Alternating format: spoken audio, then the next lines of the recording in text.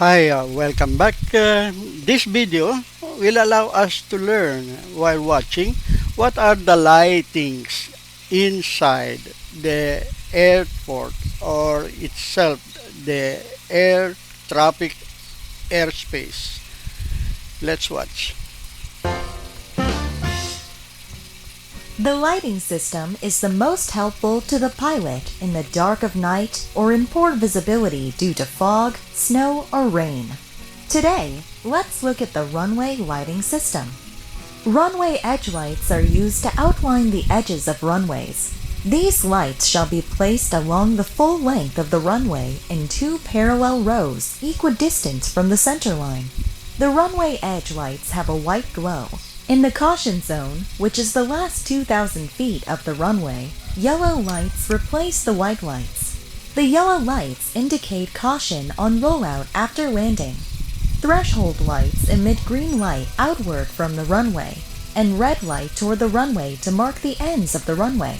Green lights indicate the landing threshold to arriving aircraft, and the red lights indicate the end of the runway for departing aircraft. When the displaced runway area is usable for takeoff, red and yellow runway edge lights are installed to delineate the outline of this area. In this case, threshold lights are located outboard from the runway. The displaced runway is not usable for landing, so threshold lights are installed in red to alert the landing pilot to this area. Taxiway edge lighting systems are configurations of lights that define the lateral limits of the taxiway or apron. The taxiway edge lights emit blue light. The precision approach path indicator provides visual approach slope information. The system provides a white and red light projection pattern along the desired descent path to the touchdown point. Landing pilots can determine whether they are high or low relative to the ideal glide path by checking the number of white and red lights. PAPI is generally operated both day and night. Approach lighting system provides the basic means to transition from instrument flight to visual flight for landing. Pilots landing on days with very low visibility will probably notice these approach lights before the runway.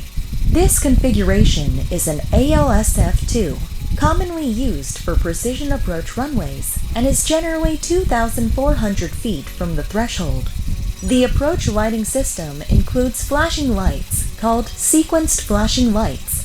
The sequenced flashing lights emit a continuous white light from the end of the approach light to the 1,000-foot bar.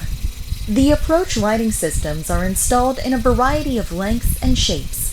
Let's look at typical configurations. Runway end identifier lights can be installed in the case of non-precision approach runways, or an additional need to identify the runway threshold.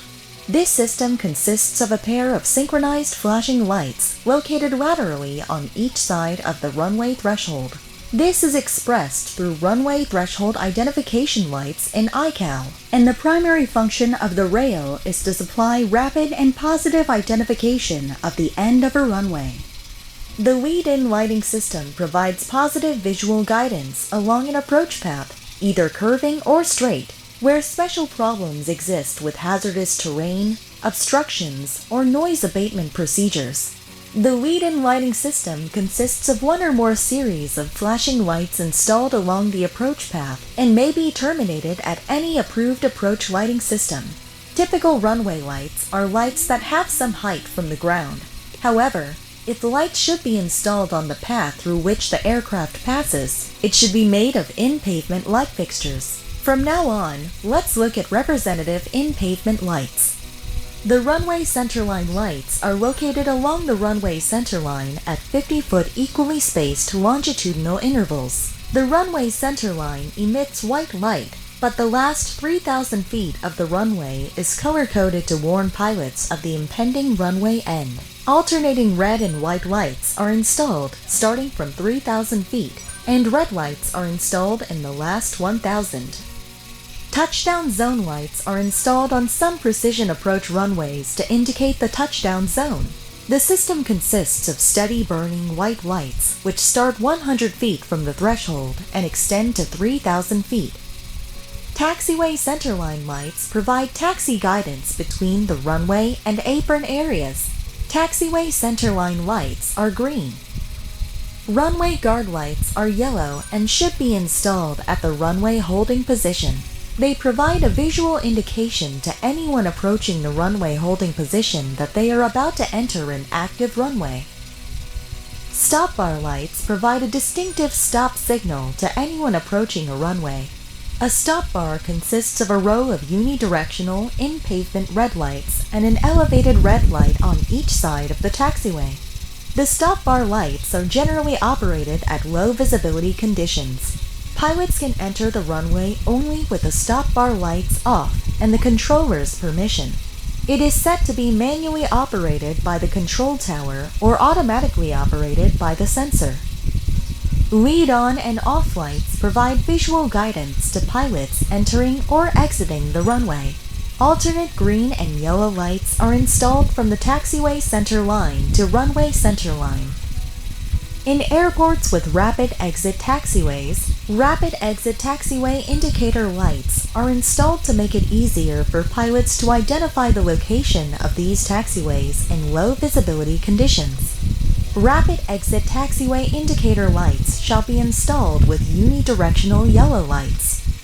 In the last video, we learned that runway markings change depending on the runway type. The required lighting system is also different depending on the runway type. Every runway lighting system is operated not only at night, but also when the weather is bad. The controller at the control tower generally adjusts the intensity of the lighting based on the regulations and turns on or puts out lights. We have now learned about the lighting systems at the airport. We will end here today. Please like and subscribe if you think it was useful. It'll support us a lot.